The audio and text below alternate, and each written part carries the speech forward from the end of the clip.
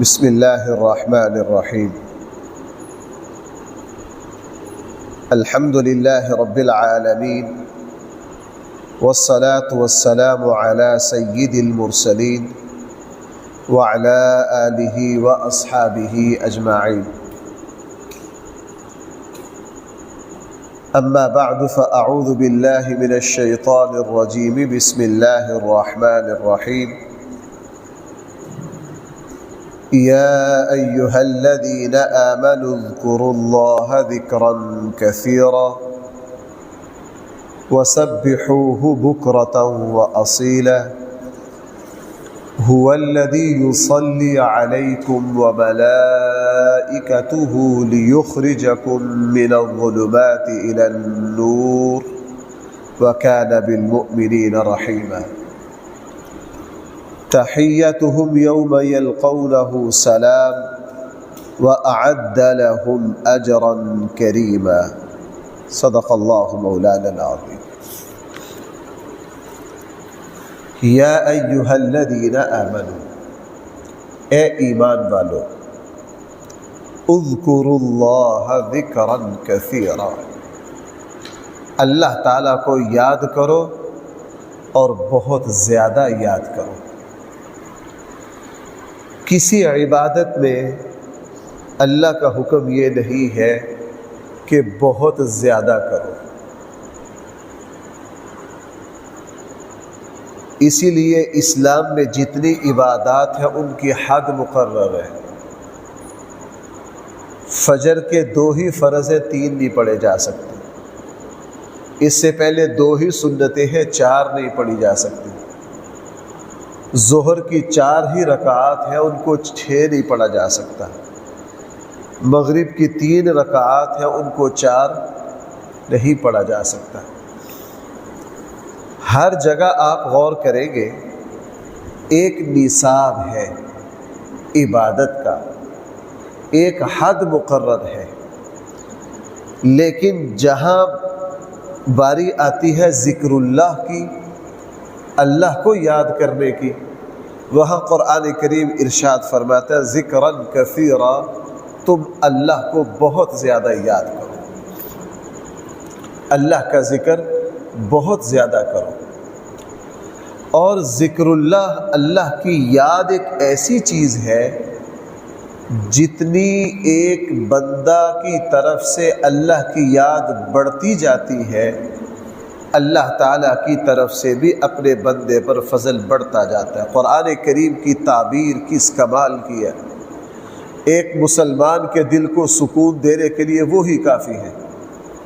فرمایا فاذکرونی اذکرکم، تم مجھے یاد کرو میں تمہیں یاد کروں گا۔ فاذکرونی اذکرکم، تم مجھے یاد کرو میں تمہیں یاد کروں گا۔ بلکہ حدیث مبارکہ میں اس کی وضاحت ہے، اگر تم مجھے تنہائی میں یاد کرو گے، اللہ فرما رہا ہے میں بھی تمہیں تنہائی میں، اگر تم لوگوں کے سامنے میرا تذکرہ مجھے یاد کرو گے تو میں اس سے اعلیٰ مجمع یعنی فرشتوں میں تمہارا تذکرہ کروں گا۔ فرشتوں میں کیا کروں گا؟ تمہارا تذکرہ کروں گا۔ ذکر اللہ جو ہے یہ اصل میں اس پورے کائنات کی جان اور روح ہے۔ کل کے درس میں نے یہ بات عرض کی تھی، جتنی بھی عبادات ہیں ان سب کا مقصد اللہ کی یاد اور اللہ کا ذکر ہے۔ نماز اول سے لے کر سلام تک سارا ذکر اللہ، بلکہ نماز تو ایسی عظیم الشان عبادت ہے، اس میں صرف زبان نہیں جسم کا ہر جوڑ شریک ہوتا ہے۔ بھائی نماز جو ہے یہ ایسا ذکر اللہ ہے، اللہ کی یاد ہے، صرف زبان نہیں بلکہ پورا جسم جو ہے وہ اللہ کی یاد میں لگتا ہے، اللہ کی یاد میں آتا ہے۔ رسول اللہ صلی اللہ علیہ وسلم نے فرمایا جب تک اللہ کی زمین پر کوئی ایک شخص بھی اللہ اللہ کہنے والا ہے، اللہ کو یاد کرنے والا ہے، اس وقت تک یہ جہان باقی ہے۔ جب کوئی ایک شخص بھی اللہ کو یاد کرنے والا نہ رہے گا تو ہمارے آقا نے فرمایا اللہ اس جہان کو کیا کر دیں گے؟ ختم کر دیں گے۔ تو میں بلا تکلف یہ کہہ سکتا ہوں کہ اس پورے نظام کی بقا بھی وابستہ ہے اللہ کی یاد سے۔ بھائی میں کیا بات عرض کر رہا ہوں؟ اس پورے جہان کی بقا وابستہ ہے کس سے؟ اللہ کی یاد سے۔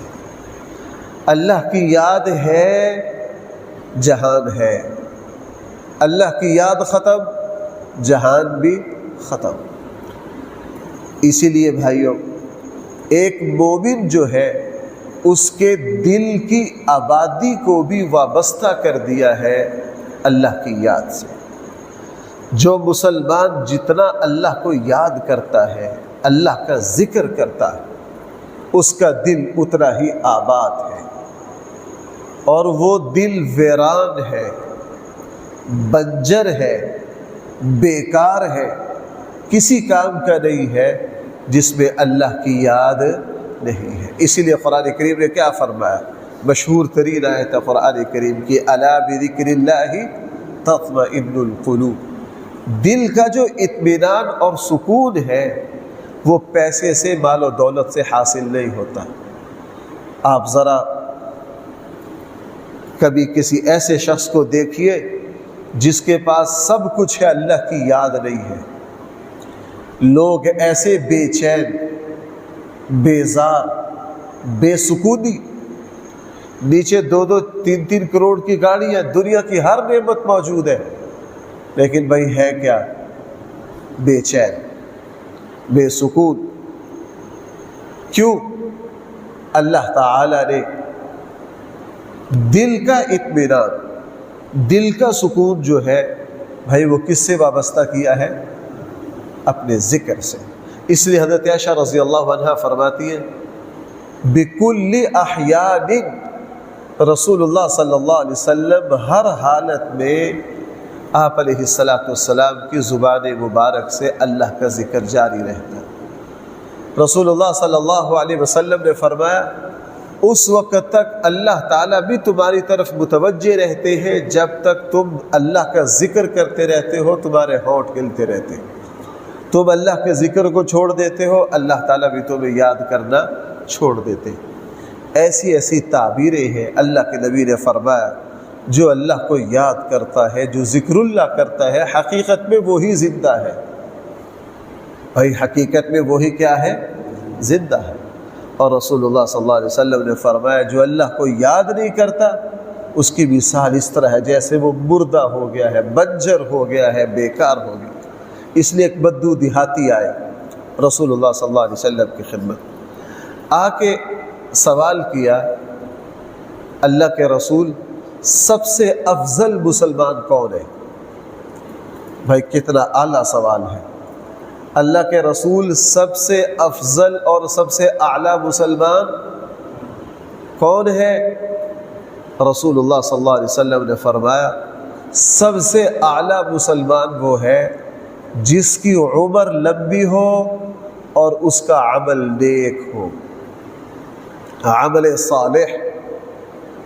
بھائی حضور نے کیا فرمایا؟ جس کی عمر کیا ہے؟ لمبی ہے، اور اس کا عمل کیا ہے؟ نیک ہے۔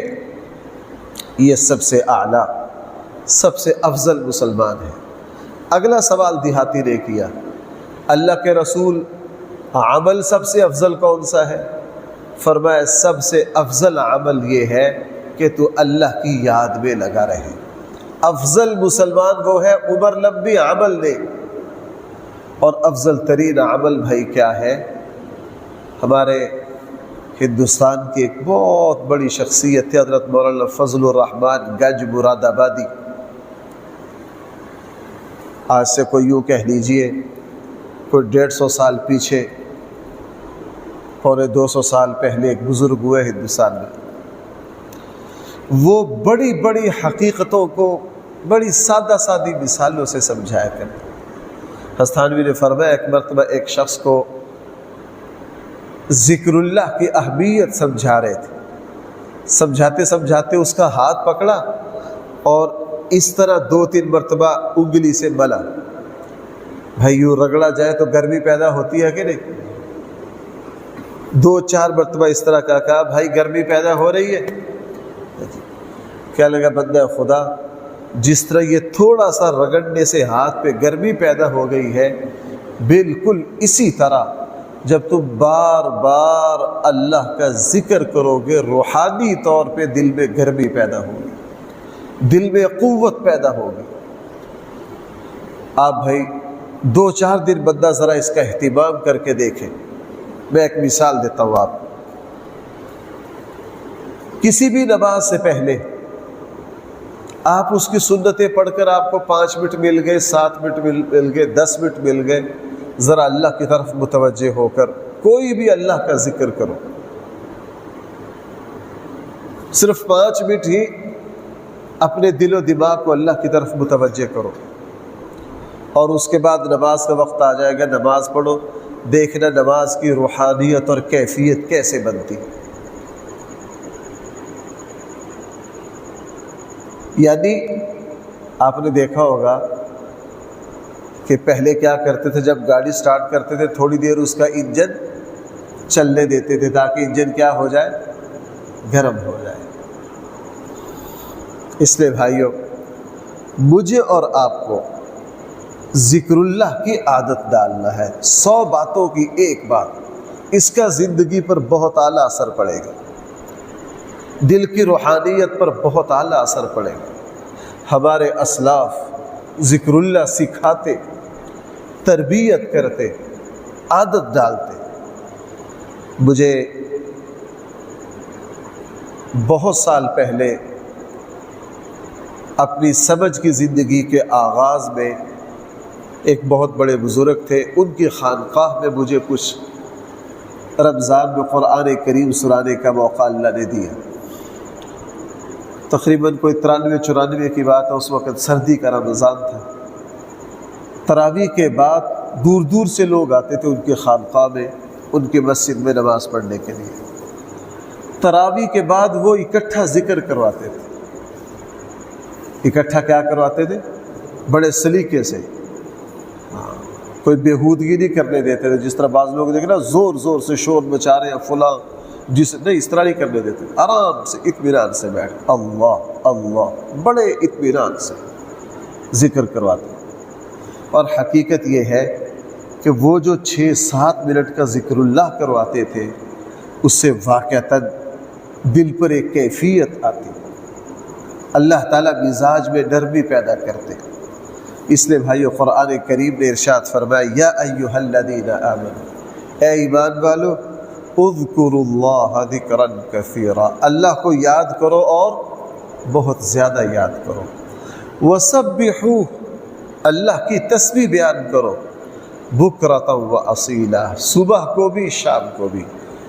دن کا آغاز، انتہا اور رات کا آغاز، اللہ کے نبی مسنون دعائیں پڑھتے تھے۔ یہ اللہ کے رسول کو بہت پسند تھا کہ میرے دن کا جو آغاز ہے وہ اللہ کی یاد میں ہو، میرے دن کا جو اختتام ہے بھائی وہ بھی کس پر ہو؟ اللہ کی یاد پر ہو۔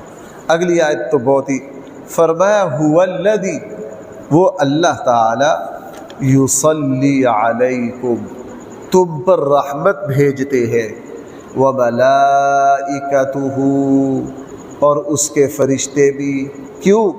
لِيُخْرِجَكُم مِّنَ الظُّلُمَاتِ إِلَى النُّورِ، تاکہ تمہیں نکالے اندھیروں سے روشنی کی طرف۔ یعنی تم اللہ کو یاد کرو گے، اللہ تعالیٰ تم پر صلاۃ پڑھیں گے، اللہ تعالیٰ بھائی تم پر کیا پڑھیں گے؟ هُوَ الَّذِي يُصَلِّي۔ اور اہل علم نے صلاۃ کے کئی معنی لکھے ہیں، اس کا معنی رحمت بھی ہے، اس کا معنی دعا بھی ہے، اس کا معنی اور بھی کئی معنی۔ مطلب کیا ہے کہ تم اللہ کو یاد کرو گے، یصلی علیکم، اللہ تعالیٰ کی طرف سے تم پر رحمت اترے گی، فرشتے تمہارے لیے مغفرت کی دعا مانگیں گے۔ اور سورہ مؤمن میں ہے، وَيَسْتَغْفِرُونَ لِلَّذِينَ آمَنُوا، فرشتے جو ہے وہ استغفار کرتے ہیں بھائی کی شخص کے لیے، ایمان والوں کے لیے، بھائی کی شخص کے لیے، ایمان والوں کے لیے۔ یہاں وہی بات فرمائی، وَكَانَ بِالْمُؤْمِنِينَ رَحِيمًا، اور اللہ تعالیٰ ایمان والوں پر بہت مہربان ہے۔ اللہ کی ایک مہربانی کا مظہر یہ ہے کہ وہ ہمیں پہلے سے بتا رہا ہے کہ تم مجھے یاد کرو گے تو یہ میری طرف سے تمہارے اوپر رحمت کا سبب بنے گا۔ تحیتہم یوم یلقونہ سلام، اور ان فرشتوں کا تحیہ جس دن یہ ان سے ملیں گے سلام ہوگا۔ یعنی جو لوگ اللہ کو یاد کرتے ہیں مرنے کے بعد جب میدان محشر میں جائیں گے، جنت میں جائیں گے، تو فرشتے ان کو کیا کریں گے؟ سلام کریں گے۔ سورہ یاسین میں بھائی کیا ہے؟ سلام قولا من رب رحیم۔ اور سورہ یونس کے پہلے رکوع میں بھی ہے کہ بندہ اللہ کو یاد کرنے والا، صاحب ایمان، صاحب عمل جب جنت میں داخل ہوگا، چاروں طرف سے بھائی فرشتے کیا کریں گے؟ اس کو سلام کریں گے۔ وَأَعَدَّ لَهُمْ أَجْرًا كَرِيمًا، اور اللہ تعالیٰ نے ان لوگوں کے لیے اجر کریم، بڑی عزت والا اجر تیار کر رکھا ہے۔ علماء نے بھائی آخری بات، ایک بات لکھی ہے کہ فرشتوں کا جو سلام ہے، بھائی سورہ قدر میں، لیلۃ القدر میں کیا ہے؟ تنزل الملائکۃ والروح فیہا بإذن ربہم من کل، آگے بھائی کیا ہے؟ سلام ہی حتی مطلع الفجر۔ حدیث مبارکہ میں آتا ہے کہ شب قدر میں آسمان سے فرشتے اترتے اور وہ شب قدر میں عبادت کرنے والوں کو بھائی کیا کرتے ہیں؟ سلام کرتے ہیں۔ بعض اہل کشف نے لکھا کہ فرشتوں کا سلام کا جو اثر ہے وہ پورے سال رہتا ہے۔ اللہ تعالیٰ نیکی کی اور عبادت کی توفیق دیے رکھتے ہیں۔ یہاں فرمایا جو اللہ تعالیٰ کو یاد کرتے ہیں جب وہاں جائیں گے تو فرشتے بھائی ان کو کیا کریں گے؟ سلام کریں گے۔ فرشتوں کا سلام یہ اللہ تعالیٰ کی طرف سے بہت روحانی ترقی کا سبب بنتا ہے۔ بھائیو میرے اور آپ کے دائیں بائیں اللہ کی روحانی مخلوق بھی ہے جس کا ہمیں پتہ، بھائی اب ہم نے نماز پڑھی ہے، یہاں ملائکہ اور فرشتے ہیں یا نہیں؟ بالکل ہے، ہمیں پتہ نہیں۔ اور کبھی کبھار اللہ تعالیٰ اس بات کو کھول بھی دیتے۔ وہ مشہور حدیث کیا ہے؟ ایک صحابی رسول تہجد میں قرآن کریم کی بھائی کیا کر رہے تھے؟ تلاوت۔ قریب کیا بندھا ہوا تھا؟ گھوڑا۔ بھائی وہ مشہور حدیث ہے یا نہیں؟ وہ تلاوت کر رہے ہیں اور گھوڑا بھی دکھ رہا ہے۔ خطرہ محسوس ہوا کہ یار بچے کو نہ کبھی کچل دے، نماز مختصر کی، گھوڑا بھی ٹھیک ہو گیا، پھر دوبارہ شروع کی، پھر وہی، پھر سلام پھیر دیا بچے کے ڈر سے۔ صبح کو ساری بات اللہ کے نبی صلی اللہ علیہ وسلم سے ذکر کی۔ رسول اللہ صلی اللہ علیہ وسلم نے فرمایا وہ تو آسمان کی طرف سے اترنے والے فرشتے تھے بھائی جو تمہاری تلاوت کو سن رہے تھے۔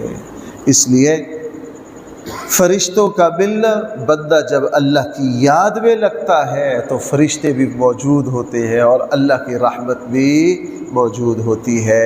اللہ تعالیٰ مجھے اور آپ کو یہ نعمت عطا فرمائے کہ ہم الحمدللہ نماز کے اوقات میں بہت سارا وقت ہمارا ذکر اللہ میں گزرتا ہے۔ اس سے بڑی کوئی سعادت مندی، یہی دل کی زندگی ہے۔ اور بھائی جب بندہ اللہ کی یاد سے دور ہو جائے تو یہ کیا ہے؟ یہ روحانی موت ہے۔ بھائی یہ کیا ہے؟ سارے 2 دنوں کے درسوں کا حاصل یہ ہے جو اپنے دل میں اللہ کی یاد کو بساتا ہے وہ روحانی طور پر زندہ ہے، جو اللہ کی یاد سے غافل رہتا ہے بھائی وہ روحانی طور پر کیا ہے؟ مردہ ہے۔ جسمانی طور پر چاہے جتنا چاہے طاقتور ہو، وہ روحانی طور پر بیکار ہے۔ اللہ تعالی ہم سب کو صحیح سمجھ عطا فرمائے۔ الحمدللہ رب العالمین والصلاة والسلام علی سید المرسلین وعلی آلہ واصحابہ اجمعین۔ ربنا آتنا في الدنيا حسنة وفي الآخرة حسنة وقنا عذاب النار۔ صلی اللہ تعالی علی خیر خلقہ سیدنا مولانا محمد وآلہ واصحابہ اجمعین برحمتک یا ارحم۔